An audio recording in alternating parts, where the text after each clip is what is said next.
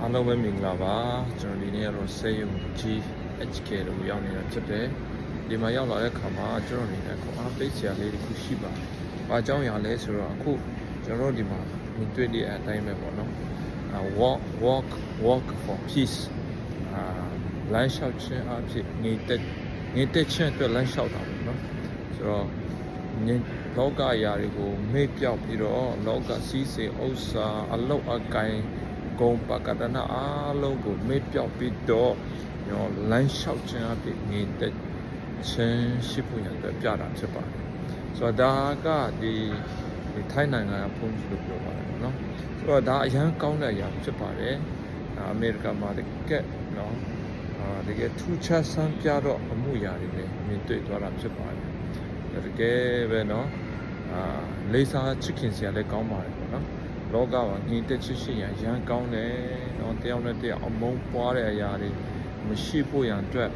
စစ်ဘေးတွေမရှိဖို့ရန်အတွက်ငြိမ်းချမ်းစွာနဲ့ဘုသူ့ကိုမှမတိုက်ခတ်မကဲ့ရဲ့မပြောဆိုဘဲနဲ့ငြိမ်းချမ်းစွာဆန္ဒပြသွားတာဖြစ်ပါတယ်ငြိမ်းချမ်းစွာနော်လှုပ်ဆောင်သွားတဲ့အရာဖြစ်ပါတယ်သူရဲ့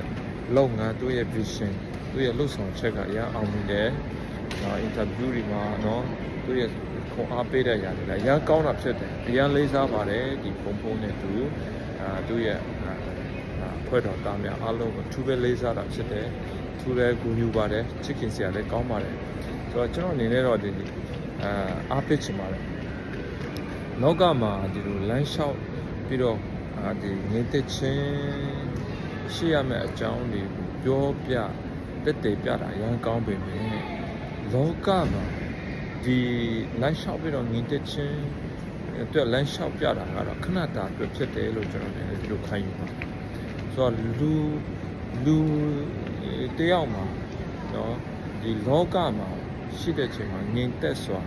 ဘယ်သူတူတယောက်မှလည်းမဖြတ်တန်းနိုင်တာဖြစ်ပါတယ်ဆိုတော့တစ်ချိန်မှာငြိမ်သက်မယ်တစ်ချိန်မှာမငြိမ်သက်ဘူးတစ်ချိန်မှာကောင်းစားမယ်တစ်ချိန်မှာမကောင်းစားဘူးတစ်ချိန်မှာဘယ်လိုပြောမလဲအဆင်ပြေမယ်တစ်ချိန်မှာအဆင်မပြေဘူးဆိုတော့အဆင်မပြေမှုတွေပြေမှုတွေကြားထဲမှာလူတွေကလုံးပန်းနေတာဖြစ်ပါတယ်ဒါကြောင့်မို့ငြိမ်သက်ခြင်းလောကမှာတော့ငြိမ်သက်ခြင်းကိုကျွန်တော်ရှာတွေ့ပါမဟုတ်ဘူးရှာတွေ့လဲခဏတာတစ်နှစ်တာ10နှစ်တာအတွက်ပဲကျွန်တော်ရှာတွေ့နိုင်မှာဖြစ်တယ်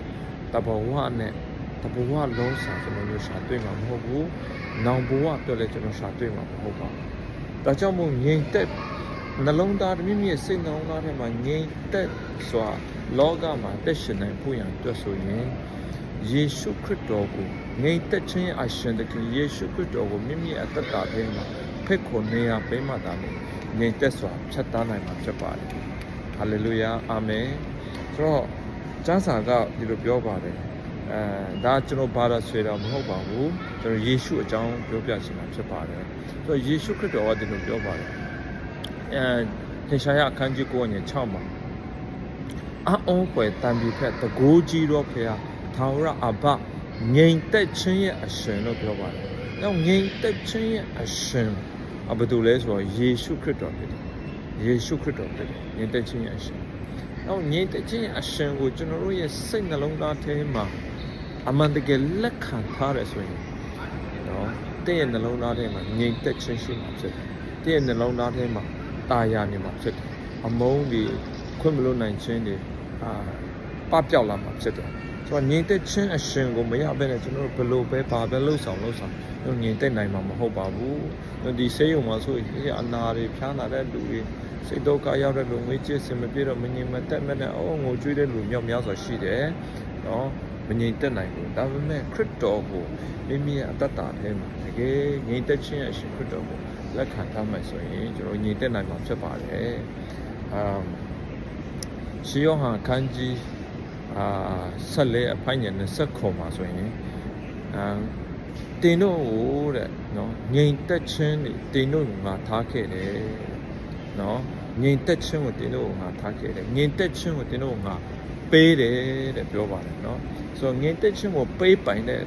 သူကလည်းငြိမ်သက်ခြင်းအရှင်ယေရှုခရစ်တော်ပဲဖြစ်ပါတယ်အာမင်ဟာလေလုယာငြိမ်သက်ခြင်းအရှင်ယေရှုခရစ်တော်ကငြိမ်သက်ခြင်းကိုလူတွေကိုပေးနိုင်တာဖြစ်တယ်အာမင်ဟာလေလုယာ ဆိုတော့ဒီငြိမ်သက်ခြင်းကိုဘယ်လိုရယူနိုင်လဲဆိုတော့ယောဟန်ခန်းကြီး3အငယ်35ယောဟန်ခန်းကြီး6အငယ်40ခွန်ပါပြောပါတယ်အဲ့ဒါဘာပြောလဲဆိုတော့သူကဘယ်လိုပြောလဲဆိုတော့တားတော်ကိုယုံကြည်တဲ့သူဟာတဲ့ခြောက်ရအသက်ကိုရပြီငါမန်ကွန်ဆူရီကငါကိုယုံကြည်တော့သူတွေခြောက်ရအသက်ကိုရတယ်တဲ့အာမင်ဒီနေ့ကျွန်တော်ငြိမ်သက်ခြင်းရရှိဖို့ရန်အတွက်ခြောက်ရအသက်ရရှိဖို့ရန်အတွက်ယေရှုခရစ်တော်ကိုကျွန်တော်ယုံကြည်ထားဖို့အမှန်တမ်းရေးကြည့်တယ်လက်ခံထားဖို့အမှန်တမ်းရေးကြည့်တယ်ယခုဘဝနောင်ဘဝငြိမ်သက်ဝမ်းမြောက်စွာနဲ့ငြိမ်သက်ခြင်းအပြည့်နဲ့အသက်ရှင်နိုင်ဖို့ရန်အတွက်ဆိုရင်ယေရှုခရစ်တော်ကိုမိမိရဲ့ကယ်တင်ပိုင်ရှင်ဖြစ်ယုံကြည်လက်ခံထားဖို့အမှန်တမ်းရေးကြည့်တယ်အကြောင်းကိုဝင်ငါတက်တက်ခိုင်းရင်ဒီရက်နာပါလေရောက်တိုင်းပုံမှာဖျက်ရှင်ထူကောင်းကြည့်ပေးပါစေ